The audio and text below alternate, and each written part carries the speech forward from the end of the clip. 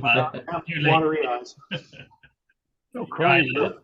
So this is not a normal meeting. I'm just going to talk about my travels and teaching and demonstrating in France. Some related stuff, and I'll show a lot of pictures, some travelogue-y stuff, some wood turning-y stuff, some stuff about turning in France a little bit, and at the end of all of that, which will basically be a big slideshow, I will turn over to some live stuff. I have here some things which I want to show you, some books and stuff that I'll show you with a scanner visual presenter device that I have here. So that's the plan, and there's a lot of images. It goes back a few years, but hopefully there'll be some amusing stuff and entertaining stuff, and Bob will be asleep in 10 minutes, so it's not really a problem. Okay, so I guess I'll share my screen now, and feel free to ask questions if you have them. I haven't done a test run of this except talking to myself, so this could go for a while, but we'll see how it goes.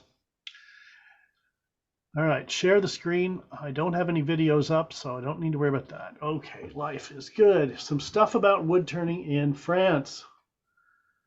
All right. So that's the title. Pretty impressive.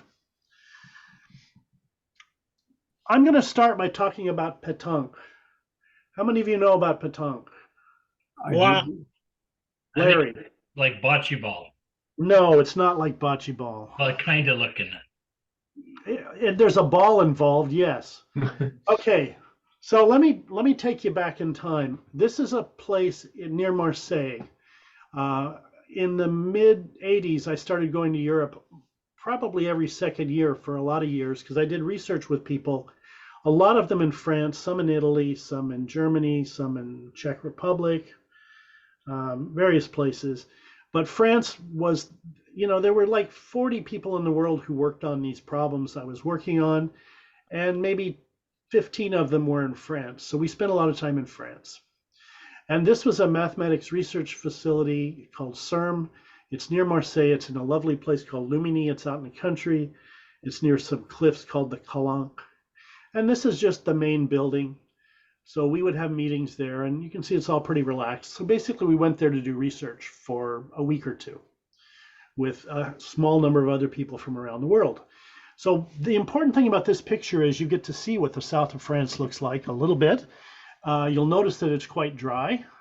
You see over this is where there might be grass, but that's just kind of dirt.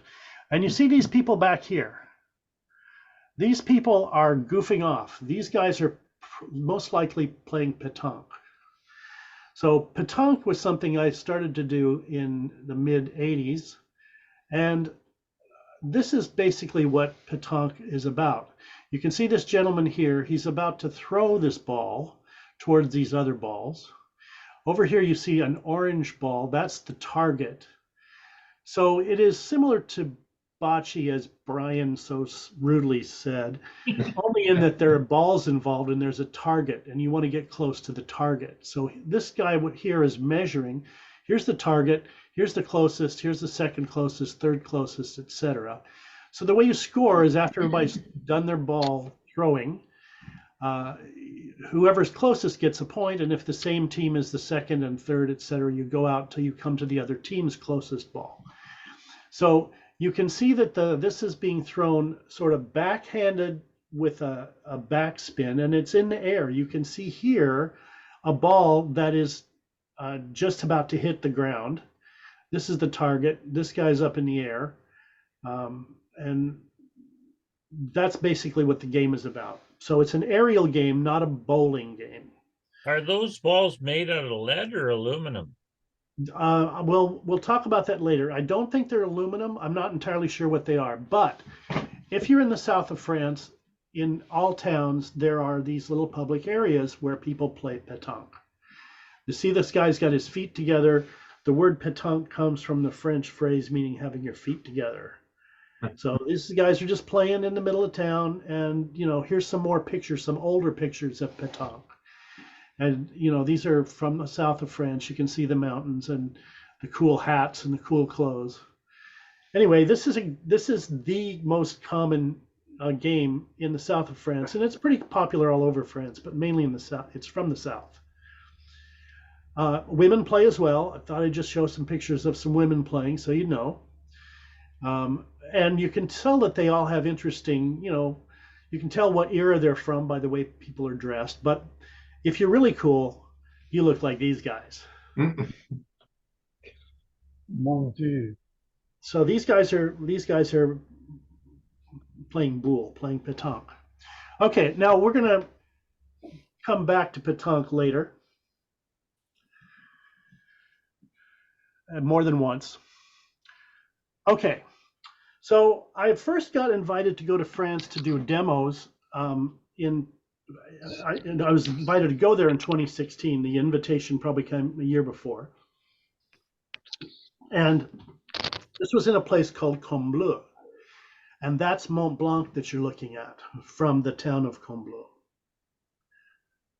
And this was for the AFTAB, which is the French Association, the AAW equivalent, but the French version. This is their national symposium. It moves around like the AAW one does, and this year it was in Combloux in April 2016. So here's the people who demonstrated. Over here you see the people from overseas who demonstrated: Cindy Drozda, Kurt Theobald, Stuart Mortimer, Paul Fennell, myself, and Emmett Kane. He was from over a small C. And then these guys here are all French except for Jérôme Blanc, who is actually from Switzerland. So these were the demonstrators, the main demonstrators. And during the symposium, there's lots of side things going on. So there were demonstrations there was a building called the tourist office. And in that room, and I'll show you pictures later, they had some ornamental turning and some other types of turning going on that were not part of the symposium, but just so for the public to see. There was also exhibitions in the same building, when you'll see pictures of that coming up. And, there were some auctions, and there were commercial people there selling stuff. So, usual kind of wood turning symposium. This is the building in which the symposium was held. It was a boarding school, and the people, it was on vacation, so we took it over for a week or so, and I guess the kids were away for 2 weeks or something. So on the first floor, the ground floor, is where the classrooms were for the school, and that's where the symposium demonstrations were held. And in the two upper floors, there were basically the accommodations for the students. So we stayed in student rooms that had been vacated for the holiday. So the next picture shows, go ahead. Had they been fumigated? They seemed pretty tidy and clean, yeah. And I suspect that when the students came back, they wanted to know if we got rid of all the wood chips. So, it's fair game. Anyway, that's what the place looked like, but I want to show you what our room looked like.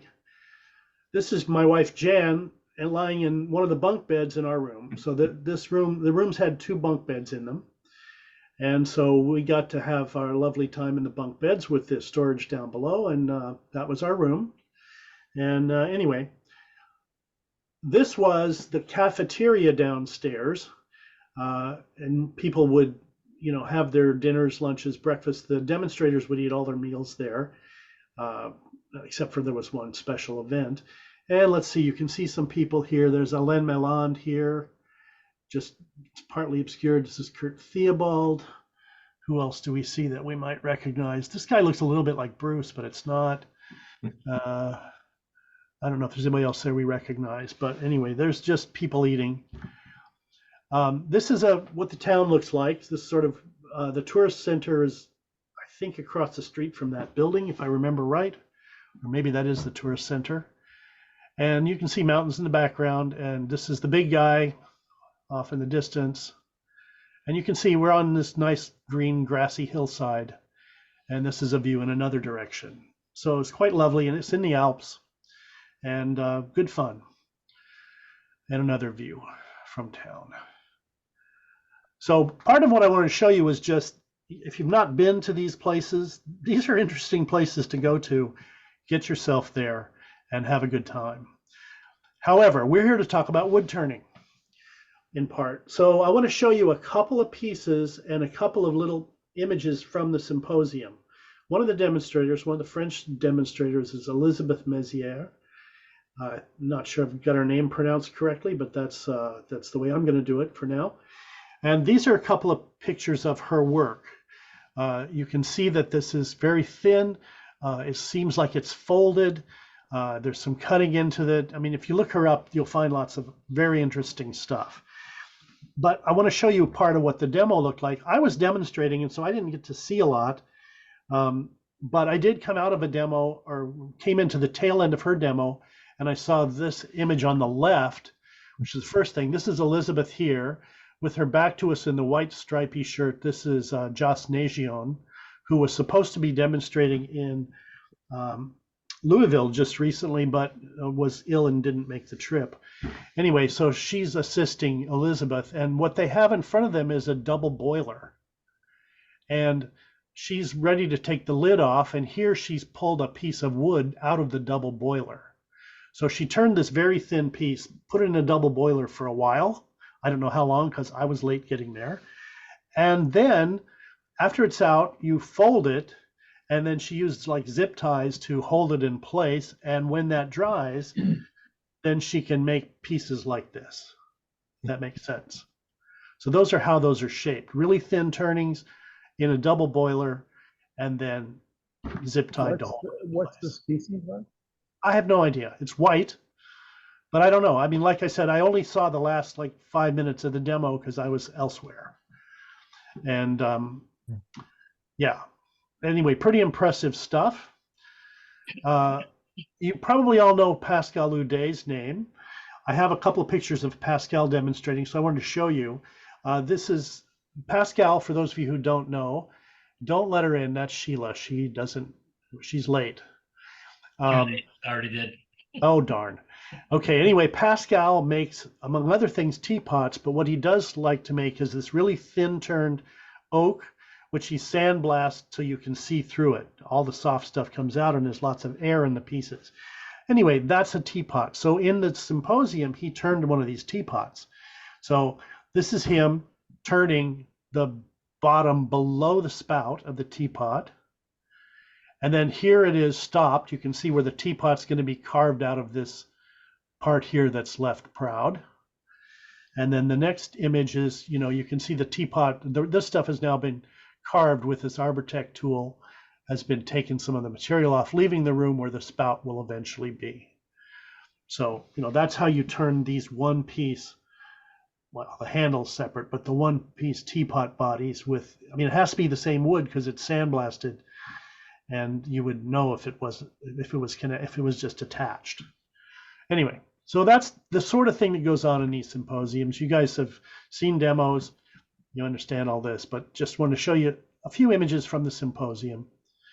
Down in the tourist center, this guy, I think this is a rose engine. Anybody who knows more about ornamental turning than I do can tell you more about what that actually is. But if you don't know about ornamental turning, I'll show you some pictures of some in a little bit. Basically, the wood stays stationary in the chuck, and various carving tools attack it. And then it's rotated and they attack it again. So this is a demonstration of, I believe, a rose engine work at the tourist center. Next to him, this guy was using a treadle lathe, which is fun if you've not tried that. And then the gentleman who was in the previous picture, one of the gentlemen, was on another part of the room using a pole lathe. So all three of these were set up in a public space, so people weren't attending the symposium. Anybody walking in could come and watch these guys for a while. And they were a lot of fun, very entertaining. And they would explain to you what they were doing, provided you could speak French, which, is kind of a prerequisite for such things. In another part of the tourist center, there was a gallery where, people attending had their work posted. Here's just one picture. That piece there, that looks like rusty metal. That's wood, and that's an Hubert Landry piece. You can see other pieces lying on the table, and, back in the back wall, there are all sorts of stuff here. So this was just an exhibition, and I'm not going to show you the many pictures I took of stuff, in the exhibition. just so you know what happened. I did take several pictures of this piece because this is quite interesting. And I wanted to show this to you. This is basically a bowl / platter from Jerome Blanc, who's one of the demonstrators, and he's, as I said, from Switzerland. From this view, you see a lot of different colors of gray, and you see some interesting textures. But when you zoom in on this piece, here's the fine detail. Oh my goodness.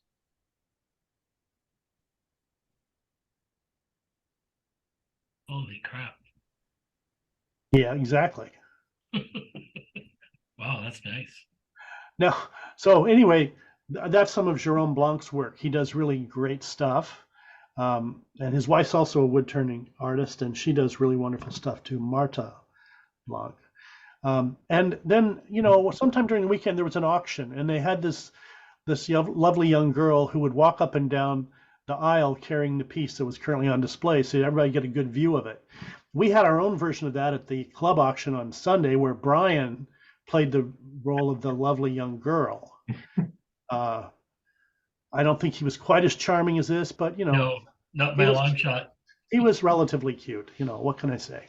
Anyway, that was sort of near the end. Now, I'm going to divert from this because while we were at the symposium, Kurt Theobald, who I've known for a lot of years, he was there taking photographs. And as I said, we were in a student, a boarding school. And interestingly enough, the boarding school rules were the place had to be locked up overnight. So we were locked into the school. We had a curfew. We had to be back into school at a certain time. And we couldn't leave until a certain time in the morning when they unlocked the doors. Kurt is a very enthusiastic and really good photographer. And he wanted to go out and take pictures in the early morning before the doors were open. So he discovered how to escape.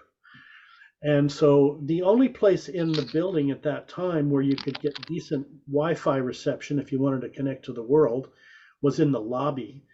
In the rooms, there was nothing. So I would often go down to the lobby before, they opened the doors just to use the Wi-Fi. And Kurt would be sneaking back in through his secret escape route, having done his photography. He's quite a difficult character. Anyway, this says about Jan and Kurt. Jan's my wife, Janice Horn. So we took an unauthorized field trip. We basically played hooky from the symposium one afternoon. We got on a bus, went down the mountain to this town below called Salange. And I have a few pictures from Salange that'll just, add a little fun to it. Oh, by the way, this is Kurt. And in his pocket, what looks like a handkerchief is actually a napkin, and inside that napkin there's a piece of tart. We were previous to dinner, we went to some reception, and they had these really great foods, and I encouraged him to take a tart, but he didn't want to eat it then because he didn't want to spoil his dinner. So I wrapped it up, put it in a napkin, and put it in his pocket. So this is Kurt with his surreptitiously stolen tart from the other building, looking quite, himself. Anyway, we went down the hill to Salange, and this is some pictures from Salange. So similar looking place, just lower altitude. This is Jan looking through this interesting little building that was in the middle of a park. This is Kurt getting up close and comfortable with some flowers. It was pouring rain. We got very wet. A little river coming through. We like to look at these old buildings, these nice sort of great textures. So a lot of my photographs are just textures of buildings and stuff because they're very interesting. Some old windows, look at the walls there. I mean, this is all great stuff. This is sort of stuff that we don't get too much around here.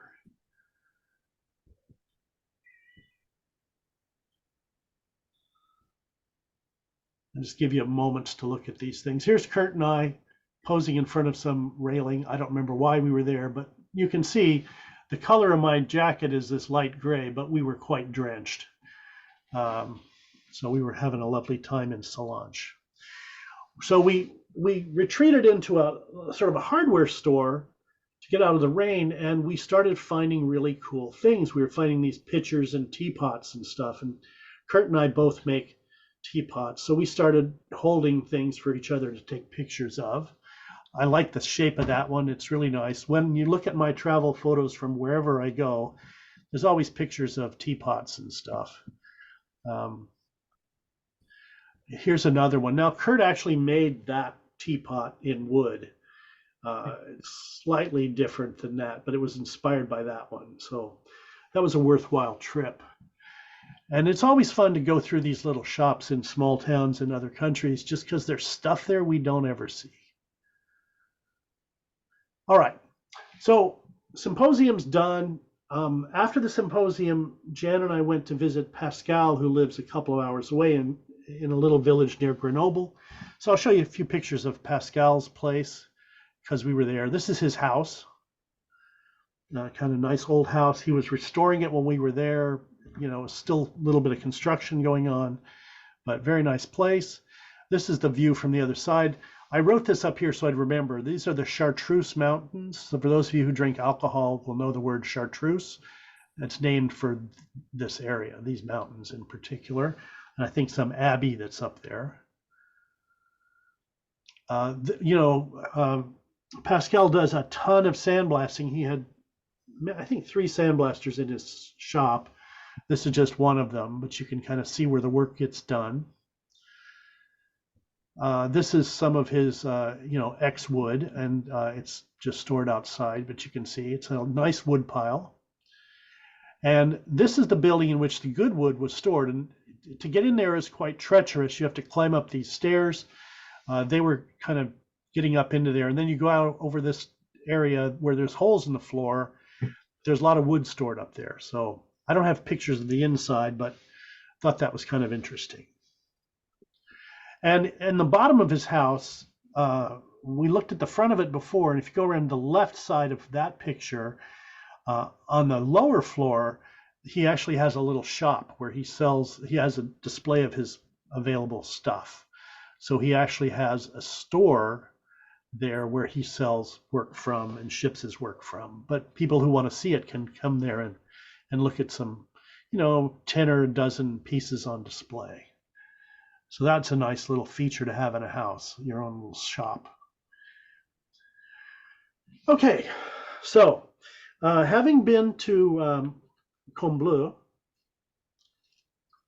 and having fun at the symposium, I was really happy when I got home a couple months later to get an email inviting me to teach at the Escoulen school. And so the following year, I was able to go there and teach. And the way it worked was they said, we'd like you to come and teach 2 one-week-long classes. And I said, that's fine. I've done that before. I've done that at Aramon a couple times. I've done it at John C. Campbell. I'd be happy to do that. So after I agreed, they said, oh, by the way, all the students in your class are professionals. So that was a little intimidating. And when I got there, I learned just what that meant. They were all excellent. This, by the way, is Jean-Francois Escoulen, who's the founder of the school. He's semi-retired now. We had him at our club 15 years ago, maybe something like that. I can't remember. But he used to demonstrate in North America quite a lot. He's famous for all kinds of these off-center things. He's invented 2 or 3 different chucks to allow you to do different things. And I'll show pictures of his work later. He founded this school in his home village, the Escoulen School, and it was there for a number of years, but they kind of outgrew it. They needed a new spot. So he was able to move to another village, which is a few hours away from his hometown, to open up the school. And in 2017, I went there to teach. And last year, I got invited to come for their 10th anniversary. They invited all the people from overseas who'd taught there to come back for a big party and symposium. And then a year and a half ago in Europe, COVID got bad again, and so they postponed it a year. So that then happened this current year, which we'll get to later on. Anyway, this is the Escoulen School. And you can see it's in this nice village. This picture was taken in March or April. I can't remember exactly what the date was, but we'll remember in a minute. So there's not a lot of leaves yet. It's kind of early in the season. It's in the mountains in the south of France, about halfway between Nice and Marseille, in a mountainous area. I'll show you more pictures of the village, but this is the school. And he was able to get this facility because, again, this was a boarding school in this town. And the downstairs here, down at this level, is where the shops are. So the wood turning studio, which there's 2 large rooms, starts about where the arrow is now and goes over to here. This part that sticks out on the downstairs floor is wood storage, bandsaws, some other tools, big tools. Over here, there's a library. There's another meeting room here. There's a kitchen, dining room back in there, offices. And then in the upstairs, again, these are rooms where the students would live when they come to take classes there. And that's where we lived when I was teaching, and also when we were demonstrating, when I was demonstrating later. There's a resident assistant who's a person who lives on the site who helps all the visiting demonstrators, and I'll talk about that later. And there's also a resident artist who gets, to go there for like 6 months, use the equipment and do stuff. And then there's a staff, there's a director and a secretary, and that's really about it. It's a nice little friendly place. This is another view of it. You can see some wood turnings left over from some crazy person, possibly Mike Hosseluk, I don't know. All sorts of wooden objects down here. Back in there, you see those big boxes. Those are sandblasters. They're very fond of sandblasting. There's an anvil. There's some other stuff over here. So there's an outdoor work area as well as indoor stuff. And, oh yeah, if you turn and look the other direction, you get this rainbow. Well, one day I had to go up to my room in the middle of class to get something that I'd left in my room. The room's on the story above. I looked on this side of the building, there's a hallway. This is the front of the building. There's a hallway, and then the rooms are behind the hallway. And I just looked out and I saw this rainbow out the hallway windows, and I took the picture, and that's been my my telephone screen saver or background picture on my phone since that time. So anyway, this is a chateau that's across the street. We'll see another picture of it in a little while. These are just some tool handles of, you can see these are hollowing tools mostly.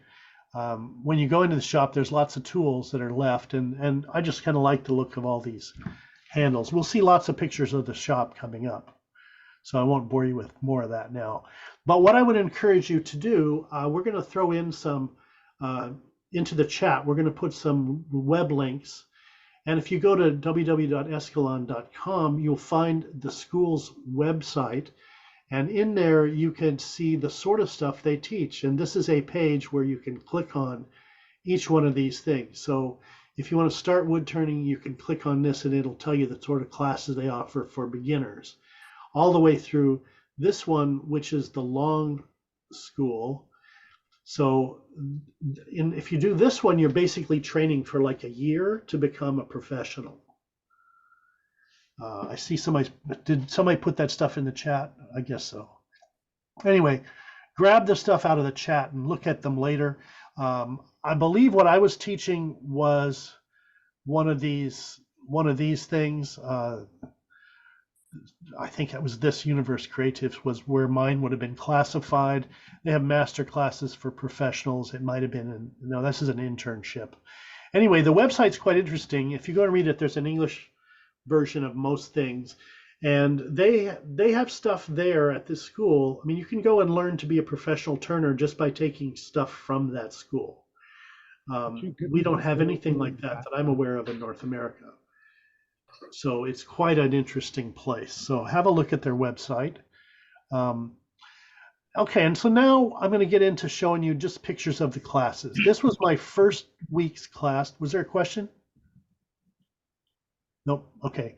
So these are the people in my first week's class. Some of these names you might know. Some of these people are reasonably well known. In addition to those students who were signed up, Evelyn Van Dam was there. She lived at that time near the school and used their facilities pretty often, and she kind of participated with us. And Charlotte Alibert was the resident artist who was there while I was there, and she basically lived there and did her own work and would occasionally come and help us out. And Laurent Niclot was the resident assistant. He lived there for 3 years and assisted everybody who came through teaching and demonstrating. So he was my assistant and was invaluable. Many of you know Laurent, have seen his stuff. He's quite a young guy. Decided he wanted to be a woodturner at the age of about 6. And basically did his training at the school and then became the assistant for a long time, for 3 years. So this is a picture of one of the machine rooms. This is just my first week's class, some of them milling about doing their class stuff. So this is a demonstrator's lathe up at the front, and then there's a bunch of lathes here. And I think there were 6 in this room and some grinders and lots of other stuff. And then, here's just some other images from the class. This is Hubert Landry, who's somebody you might have heard of before. This is Laurent Niclot wearing a silly hat. And this is Charlotte, the resident artist, who just was in there playing around with Laurent, as one does. And these are just some more people. I love the picture on the right. This is Sylvain, and he just has this famous French sort of gesture as these guys are talking about the stuff. This is Sylvain. This is Jean-Paul Ampy, who you'll hear more about later.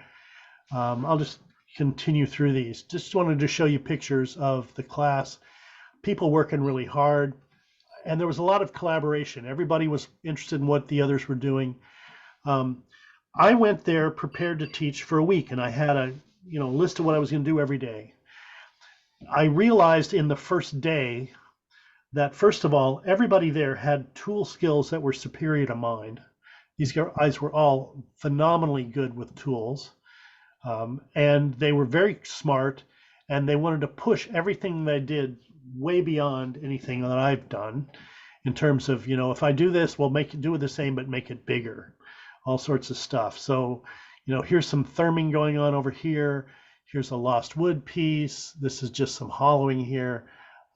This is something complicated. I have no idea what it was at the moment, but they had a great time working together and solving these problems. We would start in the studio at about 8 o'clock after having had breakfast. We'd work through, we'd take about an hour for lunch, and then we'd work until about 7 at night, and then we'd have dinner and go to bed. We did that for 5 days. And Laurent and I would then work the following weekend to prepare the material for the next week. So Laurent and I did those hours for 14 days in a row. Anyway, you can see lots of tools, lots of stuff. I mean, this is in the other big machine room. The one we saw before is back here. They're connected by a fairly wide opening. And, here's just some guys working, some designs being worked on, probably that's an RU rasp being used to shape that piece. And, here's another room where we did the pyrography and the carving and the coloring. This is later in the week, some of this stuff. There's a little gluing going on down here. So as I said, I went prepared to teach for a week, and by Wednesday, we had pretty much exhausted all the stuff I'd prepared for them to do. So I realized that was coming, and so I started to make up things to do, and I showed them things that I haven't shown anybody ever before. I've never taught before, but stuff that I knew about and knew how to do. But I also had to make things up. So these are just some pictures of some of the projects that people did early on. They did these sort of tower forms that are thermed, that are based on my towers, but somehow different. I think this one here, I actually made these 2 little ones. And these were things they did, including that one. And then here's a couple of teapots. We had a teapot making event, and what happened was before the class started, Laurent and I went into the wood storage and we picked random pieces of wood. I think this was like a 2x6. I don't remember what this one was, but we had all sorts of pieces of wood of different types. Uh, some were like still had bark on, some were, milled, all kinds of different wood. And we basically gave each student a piece of wood and say, okay, before the end of the week, you need to make a teapot out of this. So that's where these teapots came from. This was out of a 2x6, and this one was, I don't remember what. But as the week went on, we realized that we didn't have enough to keep them busy. So I designed this project, which was to make a tower. And we would make a tower by basically making rings, like segmented turning. We would take rings of sort of bricks that would fit together and make a hexagonal tower. And then we'd give everybody a ring of material and say, okay, decorate each of these. They're not necessarily going to form a ring at the end of the day, but decorate each of the surfaces, because a lot of the class had to do with surface decoration. So here you can see somebody's attempts at, some pyrography, and here's pyrography with coloring. Here's just coloring. And Laurent and I worked at this, and we said, okay, we'll make these hexagonal towers. We'll make the bricks. We had some wood. We started milling it. And we were doing really well until we started to put together the hexagons and realized that they weren't hexagons. Whatever we did wrong, it turned out that we made a 7-sided ring. Now, if you try to make a 7-sided ring, that's a real challenge. But we managed to do it by accident. So everybody got 7 pieces and was asked to decorate them. So these are just some of the pieces. This is a larger number of them put together and kind of mixed up. This bottom ring was actually glued up. But you can see there's 7 sides here. And, all kinds of interesting stuff. Here's something from a newspaper. This is actually gravel. Somebody went and put some glue on the wood and just ran it over in the driveway, put some gravel on it. That's a photograph of me cut down and glued to the surface. This is actually the crust of a bread glued to the surface of the brick. And as the week went on, we built this first part of the tower. The idea was we would spend the first week making a short tower, and then the second week people could extend it. So this is the bottom of the tower, and at the end of this thing, we'll see the whole tower. So towards the end of the week, we started putting all of our things that people had done in this room, and not everything's here, but you can sort of see some interesting stuff. This is actually the library of the school, and there's some really cool books up in here, some French language stuff. Some of these you'll recognize as English language books that you've all seen, but there's some really nice books up there that I had never seen before. I'll talk about a couple of them later. Anyway, so at the end of the week, we displayed our stuff in the library. We talked about them, did a little critiquing. And then everybody went away, except for Laurent and I, and we were invited to this choucroute evening. The village has, a few times a year, sort of special things where they invite the whole village to come and have a party. In this particular case, it was a choucroute, which is sauerkraut. So we basically went for a feast, and the Tony Greco at Son Orchestra performed, as you can see here.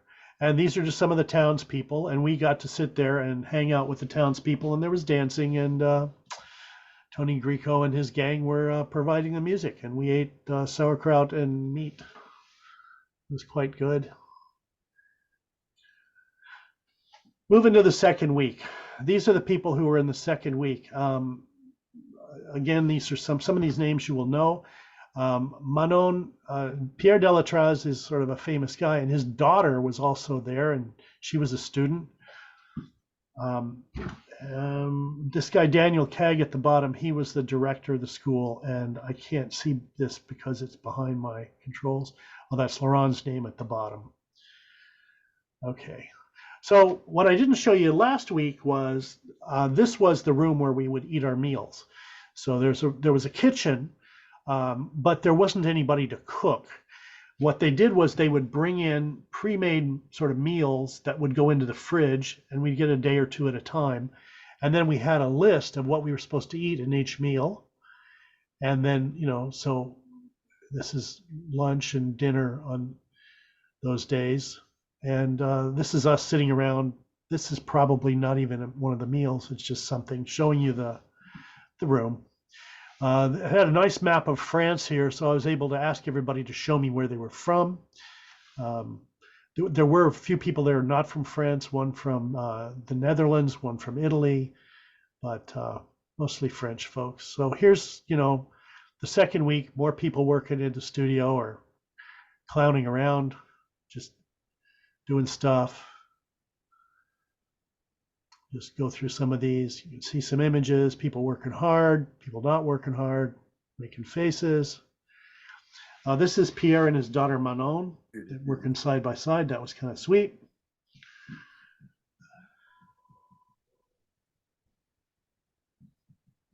And so again, now this was interesting. I should point this out because I don't think I have a good picture of this anywhere. This is Vivienne Grandeler. Vivienne's a fairly well-known guy. And this is Romuald Clemenceau, also a fairly well-known guy. Vivienne made a teapot. You can see him holding it here with his fingers. And what he did was he made a teapot that was kind of the shape that you see there. But for the grip to hold the teapot, he actually had somebody trace around his fingers, and then he carved out depressions so he could pick it up that way. So that was his teapot innovation. It was kind of cool. This is Evelyn Van Dam here, causing some trouble. And, some more stuff happening. This is decorating one of those bricks. These guys are hollowing something. Who knows? And more shots of people working in the workshop. This is a lost wood project. That's going to be a goblet. That's something that I have students do all the time. I don't know what these other guys are doing. Something that's hollowed. And in that library room, we also had a screen, so we were able to show videos. And we did do a video presentation there where I talked about the Irish Wall project, which they were all interested in because there was one French participant that they all knew in the Irish Wall thing. So, and these guys like to hang out. So this is just people hanging outside the shop. Now, this is very cool. This is Romuald Clemenceau, and you can see here he's turned something. This is green wood, and he's turned it quite thin, and he's got a paint stripper or something, heat gun of some sort, and he's bending this piece with the heat. And you can see down here, this is a different one, but you can see the bend he got by taking a green piece of wood, gradually bending it, and then heating it with this gun to dry it out so it would stay in that sort of shape. He does a lot of these bent, handly things. You'll see some of his work later. But I thought that was pretty cool. I use compressed, the cold bend hardwood to do that, but he does it, the old-fashioned way with a paint stripper. And again, we made some more bricks for the tower. You see, these guys were interesting. They started having pieces coming out pretty far from the bricks. And these were some little, these were some balls off of some tree that was there. I don't remember what they were, but they were tree bits that were then painted with these metallic colors and put on. This was a key that was outlined and carved. Anyway, it's all sorts of fun stuff. And here, these two guys, Laurent and Natasha, are starting to build up on that tower, making it taller. And again, at the end of the week, we got to see the stuff. That teapot I was telling you about that had the hand imprint, thumb and fingers imprint was here. Here's a teapot from the guy who was bending that wood. So that's a bent handle. And here's 3 pictures of the 7-sided tower that we completed at the end of the week. The top is actually multi-axis turned so that it's not just round. It's got, I think, 3 or 4 different surfaces to it. And this white business here, I think that's just a bunch of hot melt glue. And this is a little brick. I have one of these in my shop still. One of the participants found somebody who can do these laser engravings and wrote, "I just make stuff" on the brick. I have one of those in my shop. This is a calling card from the school. You know, all kinds of stuff sticking out here. This is one of those bent wood, what's the same as this, bent wood thingies. Evelyn was gluing on various bits of metal. Anyway, it was good fun. That's still there. I saw it again this year. It's still there. Oh, did I mention pétanque? We would play pétanque before we ate dinner. So this is just a photograph of, you know, a pétanque match in progress. And you can see the lovely view from this park where we were playing, and with the town in the background. This little town of Anguine, which I'll talk about more in a few minutes, has like 270 residents. It's very tiny. It used to be bigger, but it's 270 or so people live there all year, and then it's a little bigger in the summer because it's near mountains and lakes, and people go there in the summer. Here's some more pétanque images. I think you get the point by now. I like Laurent's face in this picture. And here we are doing some measuring. This was obviously done a little earlier in the day, or the light's different that day. And then, oh yeah, there's me. I have very few pictures of me in this demo, but here I am having launched a piece, and there I am pointing at the fact that I'm right by the cochonnet, the tiny pig. So that was actually one of my balls that landed right there. And I was very excited, so I had my picture taken. All right, now a little bit about the village where the school is, because this is a very cool place and you want to visit this, even if you don't go to the school. This is a village that has been a village of woodturners since the 16th century. Let that sink in a little bit. The main industry in this village has been woodturning since the 16th century. There's not that much now, but you know, until fairly recently, that was the main industry there. The school is one of the bigger industries there now. And here's a little bit about the history. It talks about going back to the Bronze Age. I don't know. Oh yeah, there's English at the bottom. Fortified village. Anyway, lots of fun stuff. Really nice, quaint piece. Here's a picture of the village, more or less from where that park was, where we were playing pétanque. And just a few shots of the village. This is, you know, in the sort of main square from the other direction.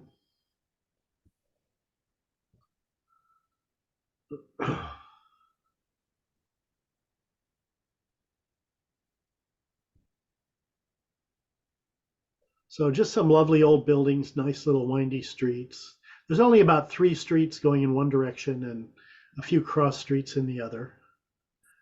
But, you know, some very nice stuff. Some of these pictures were taken when I was there the first time, and those are notably have less foliage. These two, I think, were taken this year because we were there a couple months later in the year, so there's more green. But again, I have fascination for these old window shutters. There's these lovely little stairs between buildings and nice plants, and you know, it's pretty quaint, pretty cute. This one has a cat. Can't complain with that. Anyway, so you know, it's just lovely stuff, really nice. You get a little higher and you look out over the village. Down below the village, there's this huge reservoir. And this is where people go in the summer to go boating. Behind the mountain, behind the school, there's a huge canyon, which is another tourist destination. And this is the chateau that's kind of above the town. There's vineyards on here. on that hillside. And you know what that is? It's a pétanque. This is the pétanque field at night. And this is what the entrance looks like in the daytime. And I believe this is part of the old city wall. I'm not positive of that, but I believe it is. Now, I told you that Anguine has been a woodturner's village since the 1500s. There's a museum there about woodturning, which is a wonderful, wonderful place. And one of the links that we put in the chat goes to their website, and there's also some videos that talk about the museum. I encourage you to go look at them, but let me just show you a little bit about the museum. This is the entrance to the museum. It's quite of an interesting building. There's this metal grate, and behind that there's stones, and behind that there's glass, and those are the external walls. So you can actually see through between the stones into the museum. And this is like a block and a half from the school. It's nearby. And in there they have, this is an old workshop rebuilt of the type that used to be there. So you can see these shaft driven, there's pulleys up here, here's a lathe, there's some sort of a barrel, I'm not sure what that was for back there. There's a bandsaw, there's some chunks of wood, there's bottles with who knows what, there's oil cans, there's all kinds of tools on the wall. There's these odd devices back there. Lots of cool stuff. So I'll show you a few more pictures of inside the museum. There's a wonderful video that shows when you first go in that talks about the history of the town and all the stuff. Here's another lathe that's over on the side. This is a different angle of that same workshop. Some turning tools here on this wall, but look at these guys. These guys are scrapers that were used to make those common shapes back in the day. So rather than turning beads and coves as we might think, these were actually done like that, if that makes sense.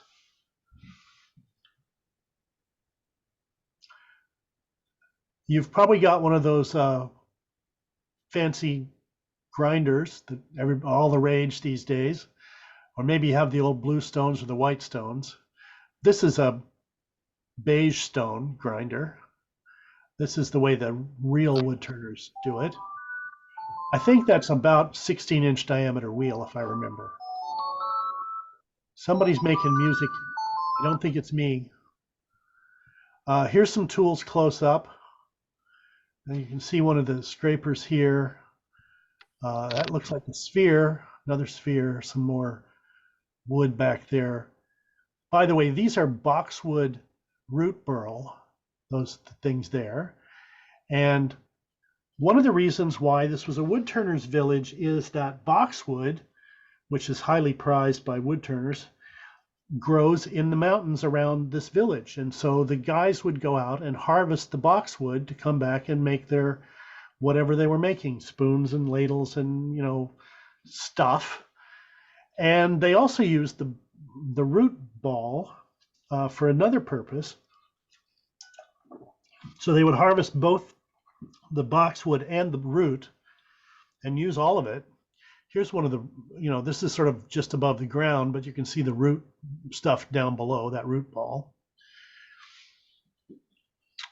Oh yeah, back to pétanque. These are modern pétanque boules. You've seen them in the pictures we've seen before. Okay, so you know, these are all kind of different, and what's interesting about them is that they're distinct. And you know, if I was playing with balls that looked like this one and my friend was playing with balls that looked like this one, it'd be easy to tell which is which team, right? So that was basically it. You'd have your own set and they would have markings, and if somebody else would have different markings. So it's easy to tell who's closest because you've got different markings on the balls. And these are modern ones. Somebody asked before what they're made of. I don't think it's aluminum. I think they're probably hollow, but they're pretty heavy. I was going to weigh one before, but I'll show you some real ones here in a few minutes. Now, back to the museum. This is boxwood root ball or root burl, and this is what it looks like after they hack it up a little bit. And you can see they're making spheres. Why would you make spheres? because this is how pétanque balls used to be made. These are the cores made out of the root ball. And this is a finished pétanque ball. And this is a little hammer. And this is a photograph of some women sitting around these stumps. And here's some completed balls. So what happens is you take this core and you take a bunch of tiny little nails and you completely you cover the surface with these tiny little nails to get these completed balls. Now, the men in the town would go out, harvest the trees, turn whatever they were turning, including the balls, and their wives would do the hammering of the nails. So it was like a family business. And this is some close-ups of that stuff. So here you can see a ball that's done, a bunch of little nails. Here's one that's partly worked on. Here's the backside of a hammer. Here's a better view of the hammer. And you can see the nails. These are silvery. These are brass colored ones. Down here you can see there's also some copper ones. And here is a ball that's been cut open that was made a long time ago. And you can see the staining that happens when the nail goes down into the root ball and time goes by. And here are some patterns that you might use to decorate the balls to make them distinct. So this was the village where pétanque balls were made. And this is where the school of wood turning is. And this is where the Museum of Wood Turning is. It's the place where they made these balls for this wonderful game. Here are some beginnings of patterns. So you can see that if you use sort of square-headed nails or different shapes and start laying them out in different patterns, you can imagine how those grow into the overall pattern. And these are just pictures from the museum there. And here's some pictures of some that are owned by the school that are on display in their entryway. And, you know, this is a nice complete one. This is a pair of them in this traditional carrying leather case. This one has seen better days. It's missing some nails and it's got a blank up here, and this one's got a hole in it. But these are really cool old objects. Now, the interesting thing about this, as I showed you the modern balls, they stopped making these guys in about 1930. So over 90 years ago, they stopped making this sort of pétanque boule. So you don't see those anymore available as new. And by the way, this is something, if anybody wants to buy me a present, I want a set of this. These are little, they're probably about 6-inch tall little figurines, ceramic, from a shop in town that has never been opened when I was there, but presumably one can buy it. You can see the wood turner making the sphere and the wife hammering the nails in. And I really want one of those, but I don't have one. So if anybody wants to buy me a present, feel free. Okay, we'll come back to boule in a little bit, perhaps. Having been there and teaching there, as I mentioned, they invited all the people from overseas who had taught there before to come back for the 10th anniversary, turned into the 11th anniversary of that newer location of the school. And it was called the Extraordinary Days of Anguine. Anguine, by the way, means eagle, or eagles. And this was the poster for it. And, you know, it's a symposium, and this was this year in May. It was the 10th anniversary last year, but the celebration was this year because of COVID. These are the people who were the demonstrators, and Aiko Tanaka from Japan was kind of a special demonstrator. The rest of us are listed there sort of alphabetically, but I noticed that Neil Turner is not capitalized and Bernarda Zema is not alphabetized. But anyway, these are the people who were teaching there at the symposium. So I'll do a little bit of symposium stuff. Christophe Nancy, oh, by the way, his name is misspelled here too. The French guys put the R there. I did not. His real name is Christophe without the R. Nancy. He's a French woodturner who's quite well known. Has been around for a long time. This is, you know, him doing a demo in the same room where I was teaching before. I did my demos in the same room. we would have an assistant, in my case, a translator. They'd have a video. You could show images up here, and then the video would show a different angle of what was happening so the people in the audience could see what was happening. So this is just, standard symposium thing. I see Larry or Brian, there's some chat stuff. Anything I need to know about? Yeah, it's just some stuff on what's inside the pétanque balls. Okay. José Bourgeois is from Quebec. So she was one of the demonstrators there. And that's just a picture of her doing stuff. Do I have any more? Oh, yeah, let me go back to this. So here are the demonstrators. These guys are largely French. Aiko is obviously from Japan. There's myself, Derek Weidman from the US, Elia Becerra from Israel, Glenn Lucas from Ireland, Graham Priddle, originally from New Zealand, now from the US, Jose from Quebec, Jacques Vessery from Maine in the US, Neil Turner from Australia, Nick Hagar. It's really Nick Agar. They spelled his name wrong. I hadn't noticed till now. Nick Agar, who's from England but lives now in somewhere near Atlanta in the US. These guys are all French. Jan Moreau is currently the head teacher at the school. He's quite good. Anyway, he's the head teacher there. I don't think I have a picture of him, but there will be pictures of his work. So I'm doing a demo, and this young woman comes up to me and says, "Would you sign my notebook?" So I did. And then when I got home a week or so later, she had posted her whole notebook from the symposium where she took notes about all the talks she saw, and this is what she posted on Facebook. This is a drawing that she did as she was leaving, getting ready to leave. Perhaps these are her friends. I don't know exactly without trying to read the whole thing. This is where she was camping in the park near the symposium. And by the way, it was pouring rain the whole time.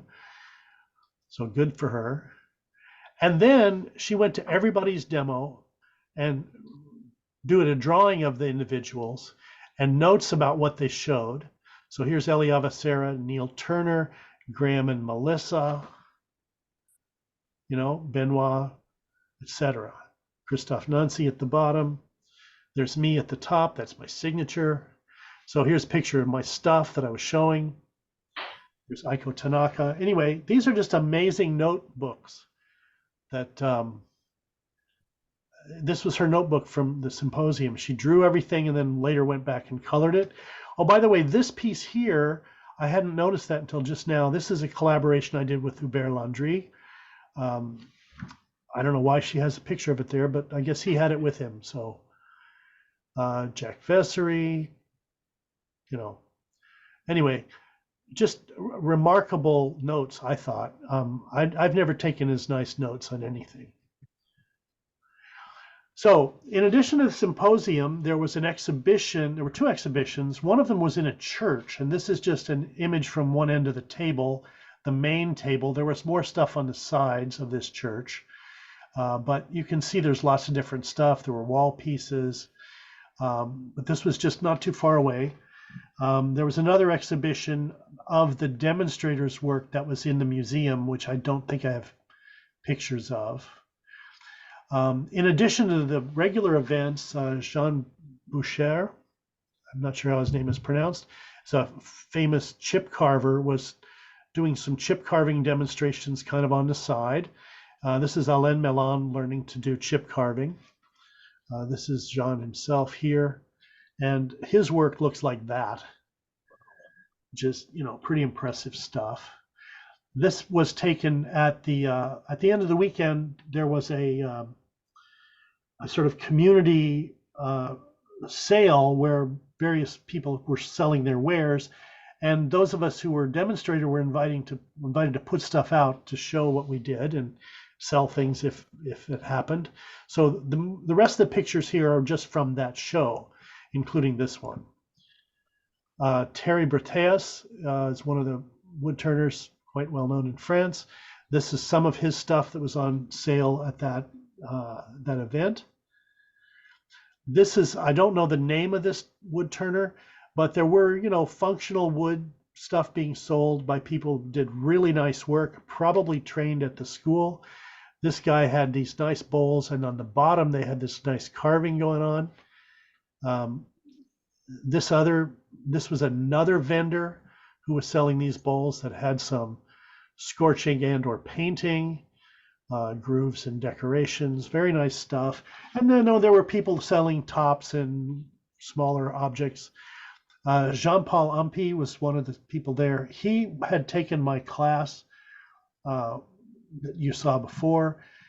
This is one of the things that he makes to sell. A lot of these people are professional turners, and in their own villages, they have their little shops.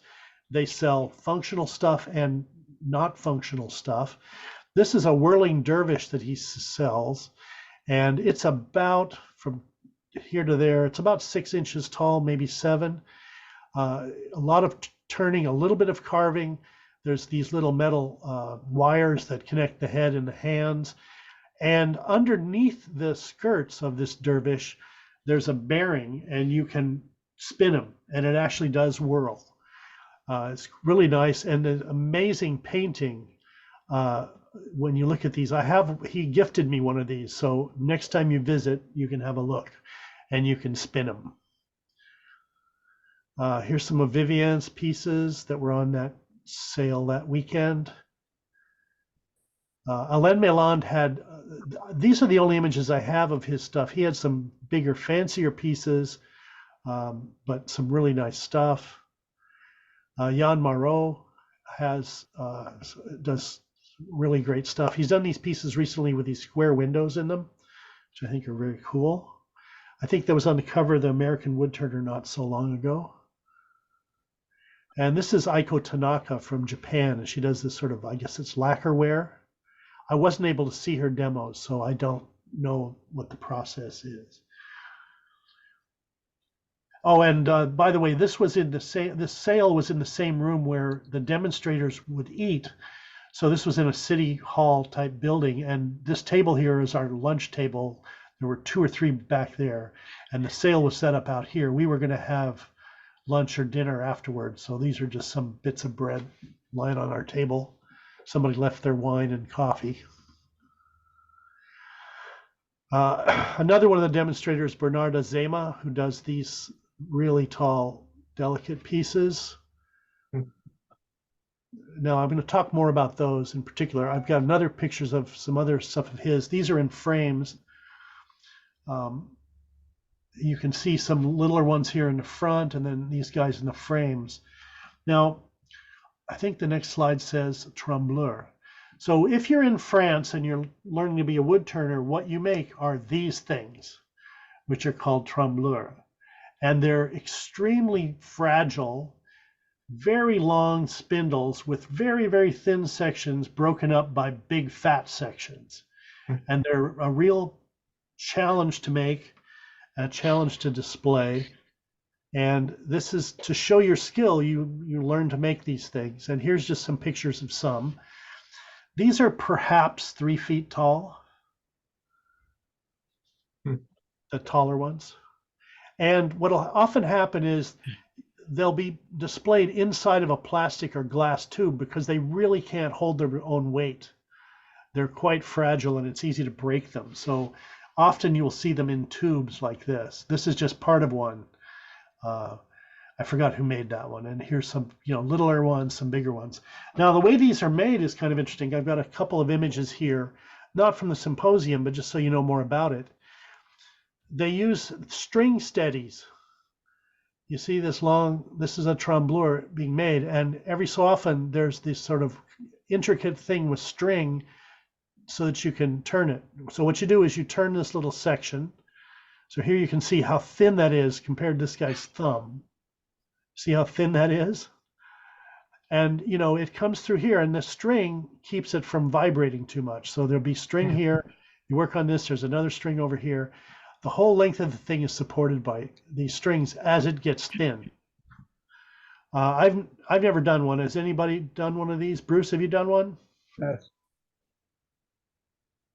Anyway, it's a big challenge, but that's one of the things they do. They're just highly skilled.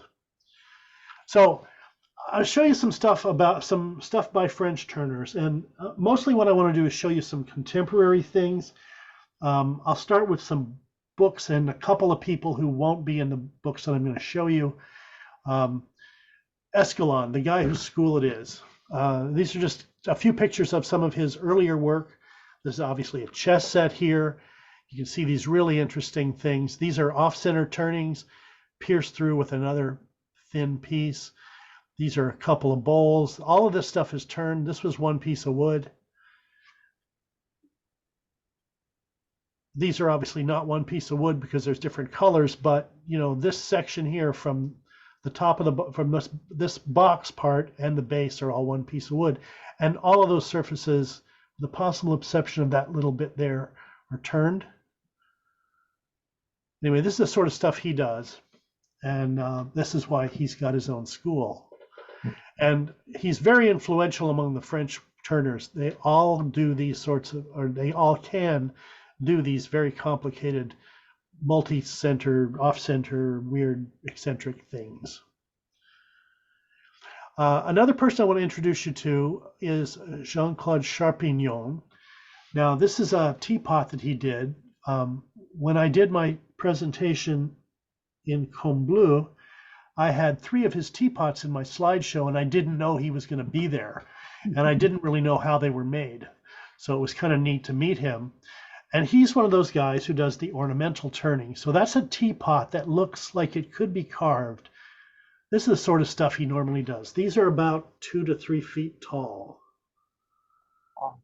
And these are ornamental turnings. So you saw a picture earlier of that rose engine. This is, you know, kind of that on steroids. So this is a European tradition. This guy's a master of it.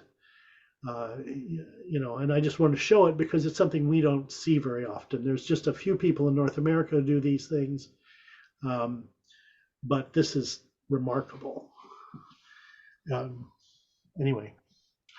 Okay, now I just want to show you a couple of books. I showed you in the library there were some interesting books, and these are a couple that I went through in some detail. And one of them, I think the second one, I ended up scanning about 10 pages because I can't buy this book for under $200. But I needed those pages because they were about therming, which in French is called matrice. So it's one of the few sources of actual information about therming. So as I showed you before, in the library, there's a lot of books in French, but these two I just happen to have close-ups because I did some scanning of some pages from them. Gerard Bedoux, I believe, is still around. And I want to show you, this is an old book. This is about wood turning. This is an old French book that I have published in '99. And these are all the people whose work is shown in here. Now, a lot of these people are people who were at the symposiums or at the class. Here's Escoulen. Henri Groll was at the symposium here. Jean Dodani was at this thing. This is Gerard Bedoux, who wrote that other book. And most of these guys are French. Now, there's a few who aren't. André Martel, as we know, is from Quebec. I think there might be an Italian or two in here, and Mark Spheri is from the US. But most of these, and I'm not sure some of these names, but mostly French people. That's an interesting book, has some nice pictures in it, but it's quite old now. This is another old book from around the same time, and it features work by these people. Again, some of the same names. This was published a year later than that other one. It has more pictures of finished work. But there's a lot of nice French wood turning books out there. They're just expensive. However, I want to show you some new ones. So I'm going to stop and some other things. I'm going to stop showing these slides, and I'm going to show you something else. Any questions before I move away from the slides? I hear nothing. Anybody still awake? I see a few sort of screensaver shots. I don't. Yes, Art, I'm still with you. Okay, somebody's still there. Great. That's all I need. One person, I'll keep going. Okay, so I'm going to close this off, and I'm going to open up something else. And we want the visual presenter. I have to move this faces out of here. I want to display. Okay. That's me. I told you pétanque would be back. Here's a couple of contemporary boule that are some of mine. I have 4 sets of 3. Unfortunately, we don't have a reasonable place to play around here, but these have been played with. The contemporary couchonnet, the target ball, are usually in bright colors because they're easier to see. And this is sort of the relative size of them all. However, traditionally, they were not those bright colors. They were wood colored. And this particular one is from Anguine. And more interestingly, I have here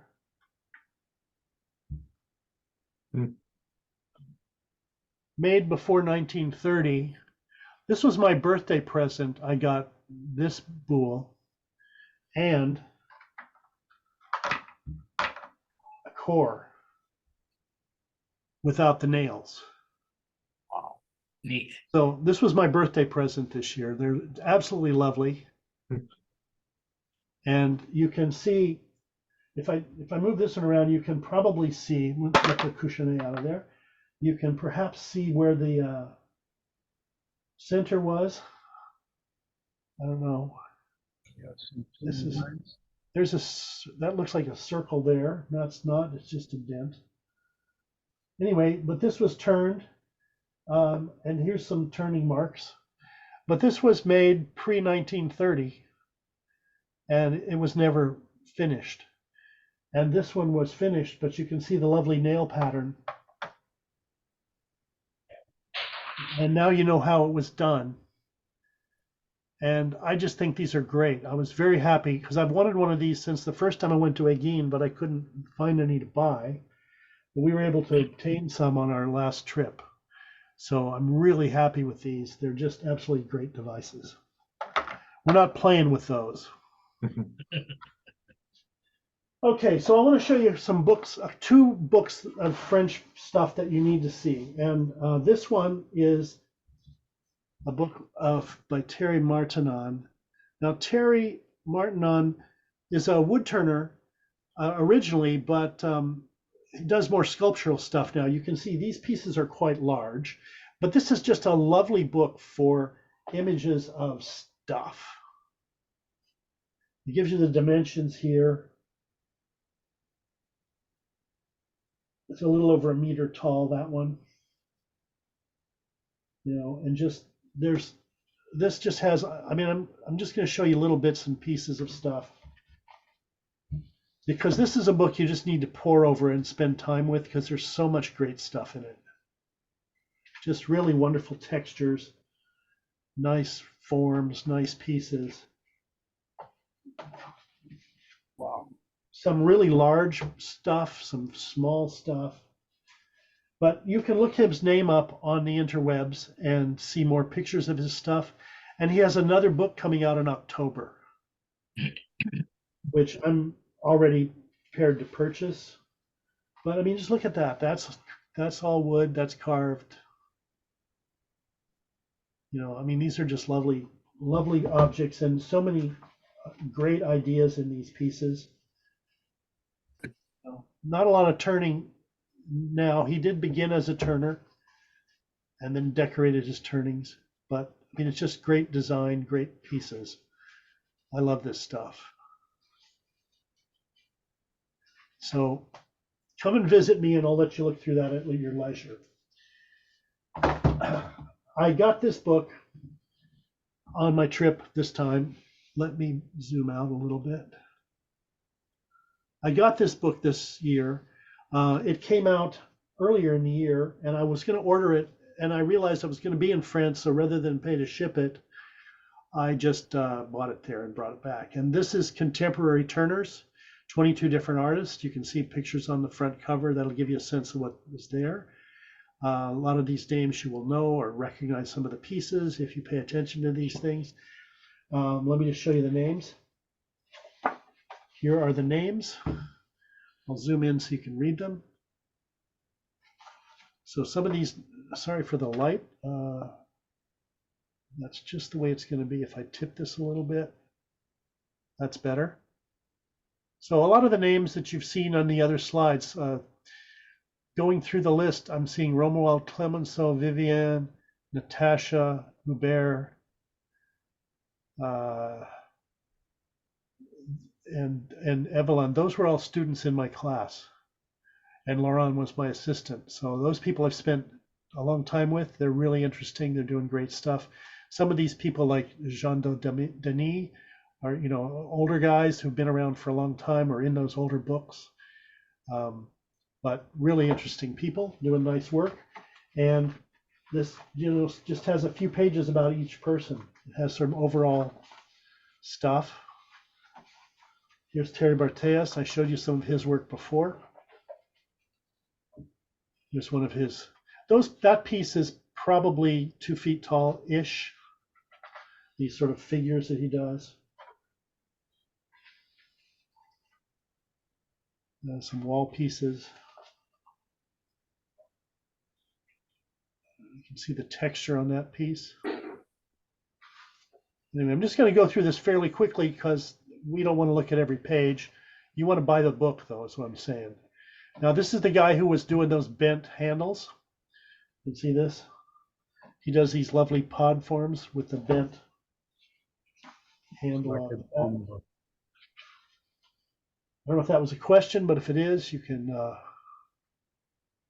see that one's kind of dark picture. You can sort of see that bent handle on that one.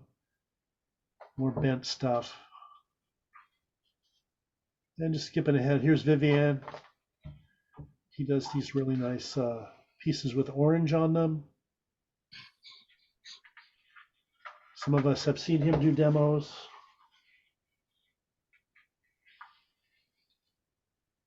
Natalie, she was one of my translators. She does very nice stuff, and she does these lamps, these functional articulating lamps. She just taught a class about that at the Escoulen school last month. This is Natasha. You saw her in my class pictures. She does this burned surface. Some of these pieces are 5 feet tall. She does really nice stuff.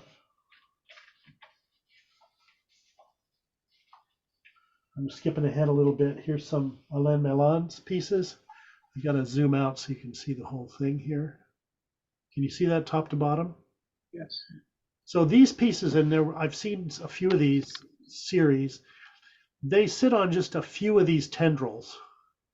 And they're light enough that the rest of them will wave when the wind blows. There's a little breeze. So this stuff is kind of shimmering down here. It's really interesting. And, you know, these lovely pieces, some of us did a class to learn how to do a very tiny baby version of that. And he does these multi-axis hollow pieces. So all of these little pots are hollowed on different axes, but it's all one piece of wood. Really impressive stuff. Just skip ahead a little more.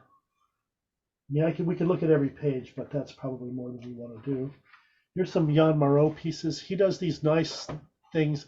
A lot of his surfaces are sandblasted, so they're very soft looking.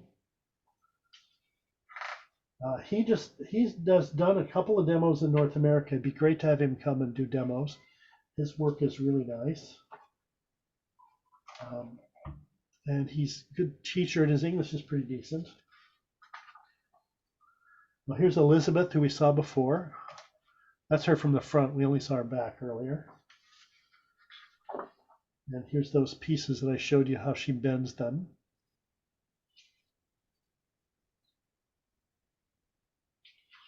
Let me skip ahead. Joss was supposed to be at the symposium in Louisville, but was ill. She became ill right after the symposium where she was there, in the one in France. And she was going to demonstrate these angel pieces that she does. but we missed out seeing that. Anyway, there's lots of stuff here, lots of people. Oh, this is Christophe Nancy, who does these really huge textured pieces. They're quite large. I don't know how tall that one is. No, that's only about 1 meter tall, but he does some that are bigger. And here's another one. And then he does this other sort of thing where it's a vessel wrapped in some other stuff. I don't know what it is.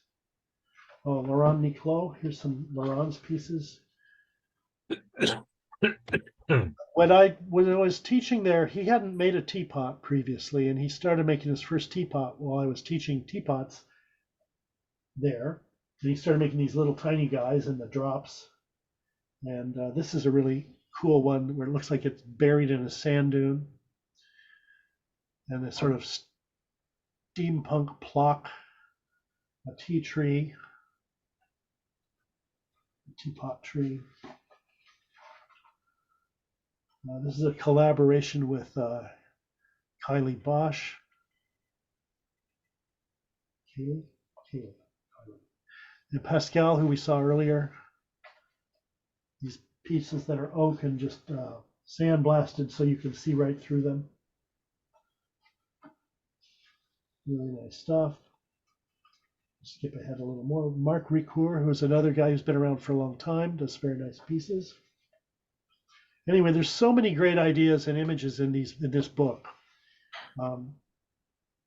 I strongly recommend you try to grab a copy of this book if you can find it. Here's some lamps. And just nice decorations, all kinds of great ideas. Here's Evelyn, who was part of the class, and she likes to do these things with wires and metal bits. Anyway. Art. Yes. I asked you this when we visited, but I think collectively people would like to hear the answer to the question. Yeah. My question to Art was, why are so many French turners so goddamn inventive? The stuff we're seeing is mind-blowing. Yeah, it is. And I think that the answer, and it's another related question. Sorry? Bruce, did you have more? I think the answer. Go ahead, Bruce. Art is having a brainstorm. Okay, so one of the reasons is the Escoulen School has done a great job of promoting all this stuff, and people who go to that school are exposed to people from all over the world, and people like Escoulen himself. I mean, Escoulen was influenced by Mike Hosseluk and other people of his sort of same age, but they really gathered stuff and brought it from all over, and they share it at the school. It's much like AAW does. It's involved with sharing and getting the ideas out to everybody. So part of it is the school. And the other thing I wanted to mention, which I wanted to mention earlier, was it's really interesting. In France, there are a lot of young woodturners, and there are a lot of women woodturners and young women woodturners. And I think that's in part due to the school. They really do a great job of education. They promote stuff, and a lot of these people, live in smaller places, and they can be the woodturner in town, have a shop. They can sell functional and artistic stuff, or they can specialize in one or the other, and they do that. And it's something that is a viable career for them. Like I said earlier, Laurent Niclot knew when he was 6 or 7 years old he wanted to be a woodturner. That doesn't happen around here.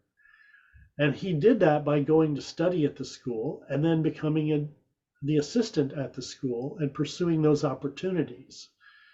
While he was there for 3 years, assisted everybody from overseas who came and taught. So he did 2 weeks with me. He spent a lot of time with Mike Hoselick, with Jack Vessery, with Elia Avacera, with Neil Turner, all those people who were there.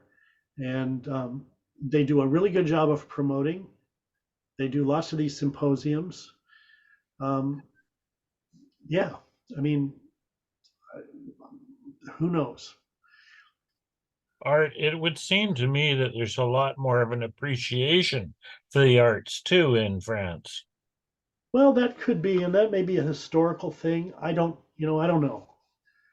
But certainly, in in Anguine, there's a wonderful pottery shop that has two potters who are full-time potters who live there who make functional stuff, but it's really beautiful. And they make sort of more artistic stuff as well, and it's all in the same shop. And there's fabric people and painting people. The nearby town has lots of painting in it. I say nearby, the nearest village to Anguine is about 10 kilometers away in one direction and about 20 in the other direction to the next one. So it's pretty isolated. But yeah, I mean, it's just really interesting. And there's just, you go into shops and you see really great stuff, which we don't see much of. Don't know why. But I do think it's because of the school in part that it lets it be, they teach people to be professionals. And you can go there and learn to do it the right way and become a professional wood turner at the school. And it's something that young people can go and say, okay, I can make a living doing this. I'm going to go and do it. And then you get people who come from art school backgrounds, like the resident artist, the young woman who did the notes that I showed you, the drawings and paintings. I'm sure she has some art school background. I don't know her, but it's very interesting. Anyway, I just wanted to share with you my experiences traveling, demonstrating, and playing pétanque and teaching and hanging out with the French turners and the other people, international turners who were there. I mean, it's been a very rich part of my life and I'm really happy to have been able to do that. I feel very lucky. Everything I've managed to achieve, a lot of it comes down to being lucky and being in the right place at the right time. I'm convinced that one of the reasons why I got invited to teach at the school and some of the other people who've demonstrated in France haven't been invited is because in my professional life, I often would have to work with a translator, and I knew how to pause and let the translator do their job. Some people who don't have that experience don't know that. And it's a skill you have to learn to work with a translator. And the fun thing was at the symposium in France, the first one, there were maybe a third of the audience were pretty good at English. And I would say something, my translator would translate it, and then there'd be an argument break out between audience members and the translator over what I really said. But it was all in French, so I had no idea. I just let it kind of resolve itself, and then I could move on. So that was fun. And I had wonderful translators at this most recent symposium. Natalie Gvwg was one of them, and another young woman whose name escapes me just at the moment. Quite young, maybe 20-ish. She was a wonderful translator as well. And she had seen my demo before, so she knew what I was going to be doing. And I think sometimes she said stuff that I hadn't actually said, but I don't know. Anyway, I just wanted to share that with people because it's been so much fun for me. And I think that these images are inspiring, and certainly seeing pictures of these villages and of the mountains and stuff, it's the worst thing to do on a Thursday night than to look at pictures of the Alps, right? Hey, Art, this is Dale. We've got Hey, Dale. We've got Laurent coming here to Portland in October. Yeah. October 20th, he's going to do an all-day demo in my shop. Cool. I know it's 6.5 hour drive for you guys, but let me stop the share so we can all look at you, Dale. Oh. Can we spotlight the speaker or whoever? Yeah, just looking for. You guys don't need to look at me. There's Dale. I see him now. So anyway, yeah, no, we have Laurent coming on Friday to do an all-day demo. He's going to show the French tools and what he does. Yeah. And Saturday and Sunday, he's going to do hands-on classes. So, and then one cute story about Vivienne. We were doing one of the Frogwood collabs here. And in the middle of the night, another tent showed up out in the yard. And I go out there in the morning and this 6'4", 6'5" skinny French guy crawls out of his tent. He'd been traveling through the US and heard we were having a collab and just stopped in. So, Yeah. you know, Yeah. it's Great interesting connections. Great guy for sure. Anybody else have anything to relate?